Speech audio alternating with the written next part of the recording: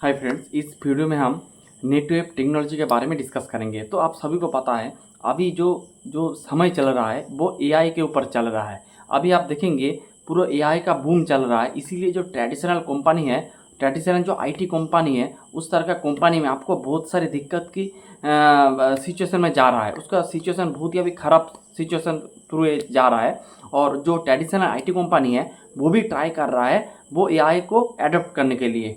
लेकिन इस वीडियो में हम डिस्कस करेंगे जो नेटवेव टेक्नोलॉजी के बारे में। वो एआई सेगमेंट में काम करता है। वो डेटा सेंटर को ये लोग जो डेटा सेंटर में जो सुपर कंप्यूटर वाला लगता है, या फिर आपका जो हाई परफॉर्मेंस वाला जो कंप्यूटर लगता है, या फिर जो एआई सिस्टम लगता है, ये पूरा उसका देखभाल करता है। तो ये काम है इसका आपका नेटवेव टेक्नोलॉजी का। अगर आप देखेंगे इसका, तो ये तो सुपर कंप्यूटर बनाते ही है, उसके साथ इसका एक कंप्यूटर है जो है इसका हाई परफॉर्मेंस कंप्यूटिंग करके है। और लेकिन आप ट्राई कर रहा है, और जो हाई परफॉर्मेंस कंप्यूटिंग है उसमें आपको जो एनवीडिया का चिप जो लगता है, जीपीयू चिप, वो नहीं लगता है। लेकिन अब वो क्या कर रहा है, वो एआई सिस्टम बना रहा है। तो इस आपका जो हाई परफॉर्मेंस कंप्यूटिंग और एआई के बीच जो डिफरेंस है कि जो आपका HPC है, यानी कि हाई परफॉर्मेंस कंप्यूटिंग, उसमें आपका एनवीडिया का चिप नहीं लगता है, लेकिन एआई सिस्टम में आपका एनवीडिया का चिप लगता है। उसके साथ अगर आप देखेंगे HPC में जो आप तो कंप्यूटर बहुत ही अच्छा, बहुत ही एआई ओरिएंटेड होता है, लेकिन फिर भी जो एआई सिस्टम वाला जो कंप्यूटर है वो और भी तेज़ होता है, क्योंकि उसमें आपका एनवीडिया का जो जीपीयू चिप लगता है। तो इसीलिए जो एआई सिस्टम वाला जो जो कंप्यूटिंग है, जो कंप्यूटर है, वो बहुत ही तेज़ होता है, वो बहुत ही अपडेटेड वर्जन है। और इसीलिए आप देखेंगे उस वाले प्रोडक्ट में, यानी एआई सिस्टम वाले प्रोडक्ट में आपका जो मार्जिन होता है वो थोड़ा ज़्यादा होता है। और इसके साथ अगर आप कंट्रीब्यूशन देखेंगे, लास्ट 2-3 साल पहले ऑलमोस्ट 50% कंट्रीब्यूशन था एआई सिस्टम का, नेटवर्क टेक्नोलॉजी का। लेकिन आप अगर देखेंगे तो ऑलमोस्ट 60 से 65% कंट्रीब्यूशन है इसका एआई सिस्टम का। तो जो हाई मार्जिन जो प्रोडक्ट है, ये हाई मार्जिन प्रोडक्ट की तरफ ये शिफ्ट कर रहा है। तो ये बात है। उसके बाद अगर आप इस पूरे बिजनेस का अगर आप स्कोप या फिर एरिया देखेंगे, तो मेरे हिसाब से जो स्कोप है वो इमेंस है, पूरा खुला आकाश है। क्योंकि आप अगर देखेंगे हर एक बिजनेस पे, कोई भी आप बिजनेस लेंगे तो उसमें आपका एआई का इम्प्लीमेंटेशन दिखेगा।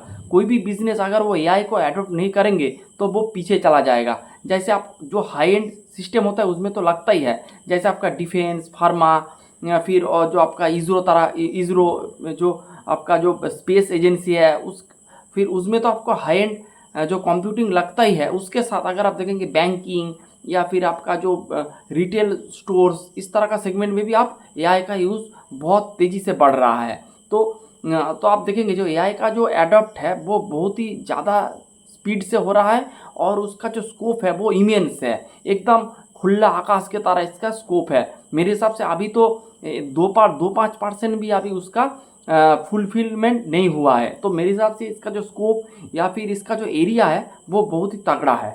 और उसके साथ अगर आप इस एआई वाले फील्ड में देखेंगे, आप कोई कोई क्या कर रहा है, आपके एनवीडिया के साथ नेटवेव का कंपेयर कर रहा है। तो मेरे हिसाब से आपको एनवीडिया के साथ नेटवेव का कभी भी कंपेयर नहीं करना चाहिए। क्योंकि एनवीडिया क्या करता है, वो जीपीयू चिप बनाते हैं, एनवीडिया करते हैं आपका जीपीयू चिप बनाते हैं, और नेटवेव क्या करते हैं, उस चिप को ये लोग इस्तेमाल करके कंप्यूटर बनाते हैं, सुपर कंप्यूटर बनाते हैं, फिर उसको रन करते हैं, इस तरह का प्रोडक्ट करते हैं। तो एनवीडिया के साथ नेटवेव टेक्नोलॉजी का एक ही रिलेशन है कि उसको हाई एंड टेक्नोलॉजी वाला जीपीयू चिप नेटवेव को मिल जाए। इसीलिए वो लोग कोलाबोरेशन भी कर रहा है, सिर्फ नेटवेव के साथ नहीं, इंटेल के साथ कर रहा है, फिर आपका जो सैमसंग के साथ कर रहा है, उसके बाद और 1-2 कंपनी है उसके साथ भी ये लोग अपना टाई अप वगैरह कर रहा है। AMD करके एक कंपनी है, उसके साथ भी ये लोग टाई अप कर रहा है।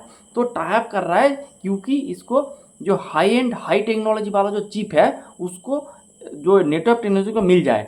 और उसके बाद ये लोग सपोज डेटा सेंटर कौन बना रहा है, डेटा सेंटर नेटवेव नहीं बना रहा है, डेटा सेंटर बना रहा है आपका जो रिलायंस, आपका अदानी, फिर आपका जो LNT, फिर आप देखेंगे जो बाहर का जो मेटा, माइक्रोसॉफ्ट, इस तरह का जो कंपनी है वो डेटा सेंटर बना रहा है।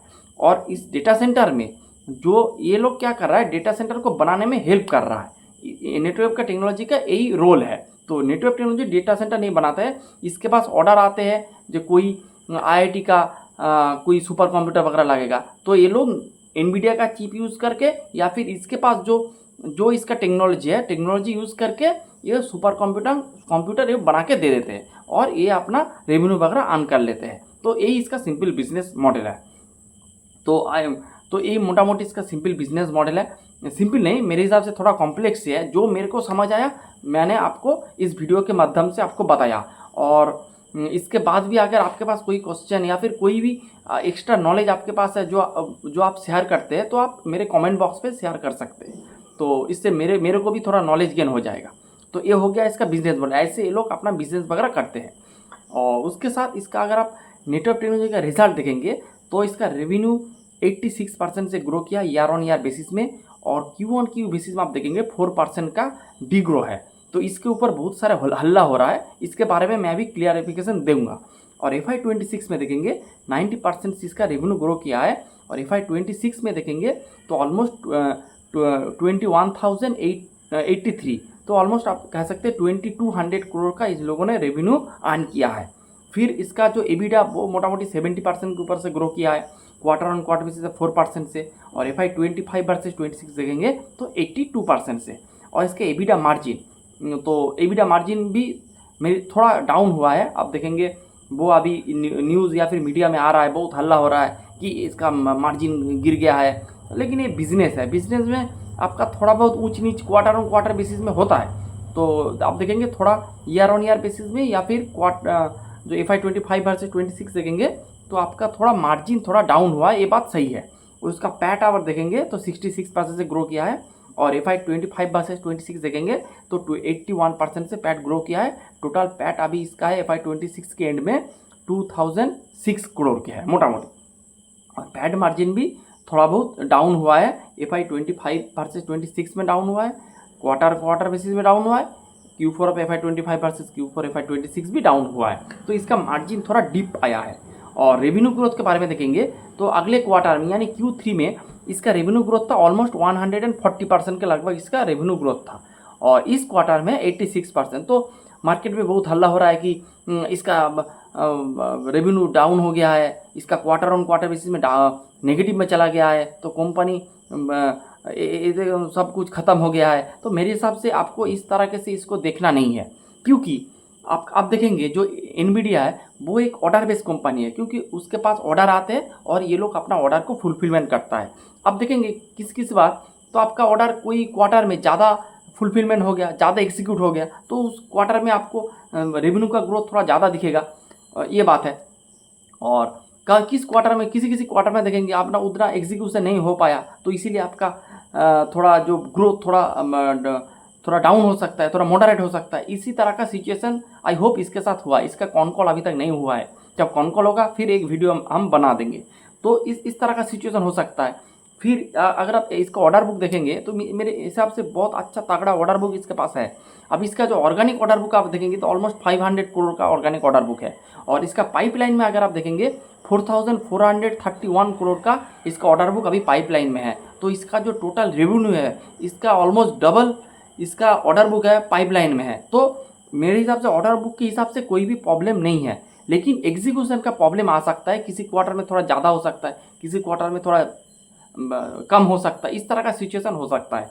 और जो मार्जिन के बारे में बताया तो मार्जिन भी 19-20 हो सकता है मेरे हिसाब से, क्योंकि उसका पहले जो पकड़ था वो था आपका HPC यानी हाई परफॉर्मिंग कंप्यूटिंग के ऊपर। फिर इन लोगों ने AI सिस्टम को अडॉप्ट किया।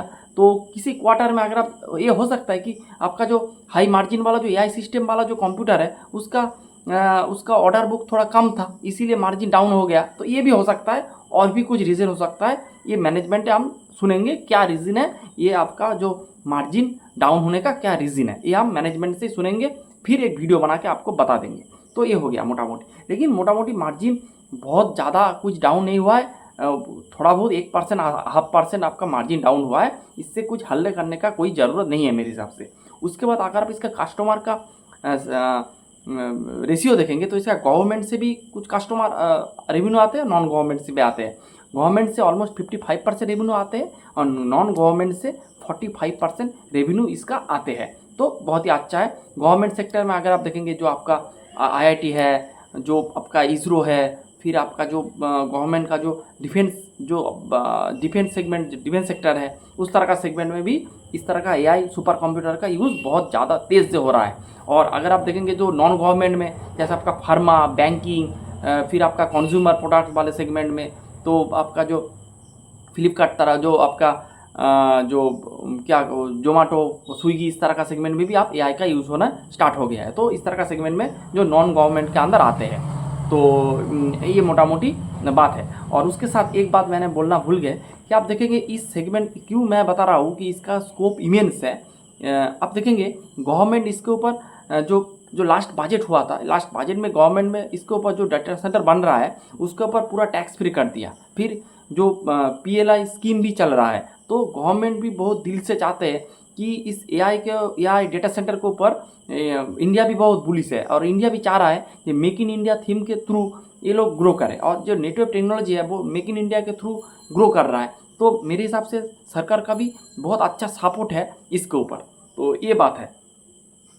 उसके बाद देखेंगे जो लास्ट क्वार्टर में मैनेजमेंट ने कहा था कि ये लोग मोटा मोटी 30-40% से अगले 2 से 3 साल ये लोग इजीली ग्रो कर सकते हैं। और आप देखेंगे जो इसका जो ऑर्डर बुक है, तो ऑर्डर बुक के हिसाब से ये लोग इसका जो ग्रोथ 30-40% ये इजीली आ सकता है।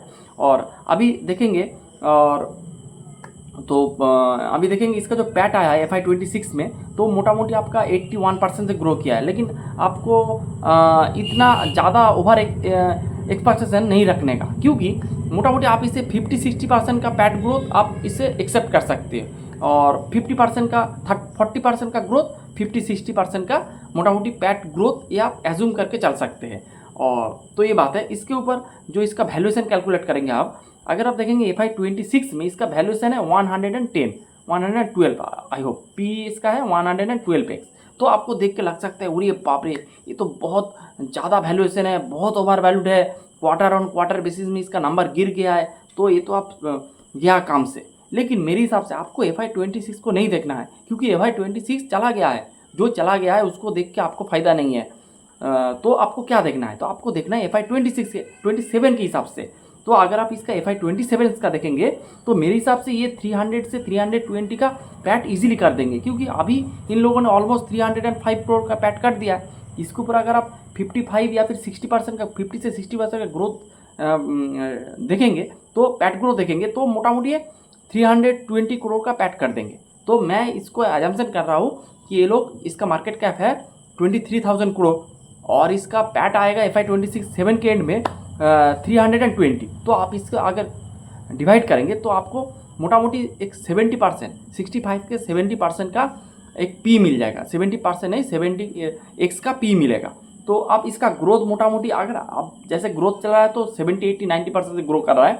मैं इसे कंजर्वेटिव पकड़ा हूँ, 50% का ग्रोथ, 40 से 50% का ग्रोथ मिल रहा है, और उसका जो पी आ रहा है 70 है। तो आपका 1.5x का पेग रेशियो आ रहा है। तो मेरे हिसाब से हाँ, आपको लगता है 1.5 थोड़ा ज़्यादा है, लेकिन ये एक सनराइज इंडस्ट्री है, इसका बहुत सारे स्कोप है, ये सेक्टर में इसका कंपटीशन थोड़ा कम है। तो आप इस तरह का अगर आपको बिजनेस मिलेगा, और एक नया सेक्टर है, मार्केट का भी बहुत ज़्यादा नहीं है, स्मॉल टू मिड कैप एक कंपनी है, तो इसके लिए आपको थोड़ा ज़्यादा वैल्यूएशन पे करना पड़ेगा। तो मेरे हिसाब से ये जस्टिफाइड है। लेकिन आप जो इन्वेस्टमेंट होता है वो सब्जेक्टिव मैटर होता है। तो आप किसी को लग सकता है कि ये थोड़ा ओवर वैल्यूड है, अब किसी को लगता है नहीं ये मोटा मोटी ठीक ठाक है, किसी को लग सकता है अंडर वैल्यूड है। ये पूरा मैन टू मैन वेरी करता है। तो आपको उसी तरह से इस बिज़नेस को लेना चाहिए। तो यही था मोटा मोटी डिस्कशन। तो जो लोग हल्ला कर रहा है कि बहुत ज़्यादा पी है, 100 के ऊपर इसका पी चला गया है, तो मेरे हिसाब से इस तरह का आपको देखना नहीं है। आपको FY27 के हिसाब से अगर देखेंगे तो 70 का पी है। इतना ज़्यादा 100 के ऊपर बोल के कोई फ़ायदा नहीं है। आपको सही दिशा में आपका वैल्यूएशन कैलकुलेशन करना आना चाहिए था। तो यही बात है। उसके साथ इसका पीआरस के बारे में थोड़ा देखेंगे। तो अगर आप देखेंगे इस सेगमेंट में इसका एक पीआरस है, इसका नाम है E2E नेटवर्क करके। तो E2E नेटवर्क भी बहुत तगड़ा रेट से ग्रो कर रहा है। 100% के ऊपर का ग्रोथ था आपका Q4 में। पूरा एक एग्जैक्ट नंबर मैंने भूल गया, लेकिन 100% के ऊपर इसका ग्रोथ था। लेकिन वो एक लॉस मेकिंग कंपनी है, उसका अभी लॉस में चल रहा है, क्योंकि उसका अगर बिजनेस मॉडल देखेंगे E2E नेटवर्क का, तो वो क्या करते हैं, जैसे आपका नेटवर्क क्या करते हैं, जैसे रिलायंस कोई डेटा सेंटर बैठ रहा है, तो इसमें ये लोग अपना सुपर कंप्यूटर वगैरह दे देते, फिर उसका जो टेक का पार्ट देख लेते हैं। तो ये इसका सिंपल बिजनेस मॉडल है और पैसा लेके घर आ जाते हैं। लेकिन E2E नेटवर्क क्या करते हैं, ये पूरा डेटा सेंटर खुद से बनाते हैं। आपका एल के साथ मिल के ये लोग अपना एक डेटा सेंटर खुद बना रहा है। फिर ये लोग क्या करेंगे, इसको ये लोग भाड़ा पे देंगे, या फिर ये सुपर कंप्यूटर खुद से बना रहा है, फिर ये लोग क्या करेंगे, इसको ये भाड़ा पे रेंट पे दे देंगे। एक रेंटल कंपनी है, E2E नेटवर्क एक रेंटल कंपनी है। ये लोग जैसे कोई सुपर कंप्यूटर बनाएगा, फिर कोई जो छोटे कंपनी है उसको इतना ज़्यादा पैसा अफोर्ड करने का उसके पास नहीं है, तो ये लोग क्या करेंगे, उसको एक दिन के लिए या फिर एक वीक के लिए, एक मंथ के लिए इसको रेंट पे दे देंगे और ये लोग अपना रेवेन्यू वगैरह अर्न कर लेंगे। तो बिजनेस मॉडल आप देखेंगे थोड़ा अलग है, आपको ये पहले देखना चाहिए। तो E2E नेटवर्क भी बहुत अच्छे प्लेयर है, लेकिन उसका NVIDIA के साथ बिजनेस मॉडल में थोड़ा डिफरेंस है। लेकिन E2E नेटवर्क भी बहुत अच्छा बिजनेस है। मैं ट्राई करूँगा E2E नेटवर्क के ऊपर एक अलग से वीडियो बनाने का, तो मैं ट्राई करूँगा।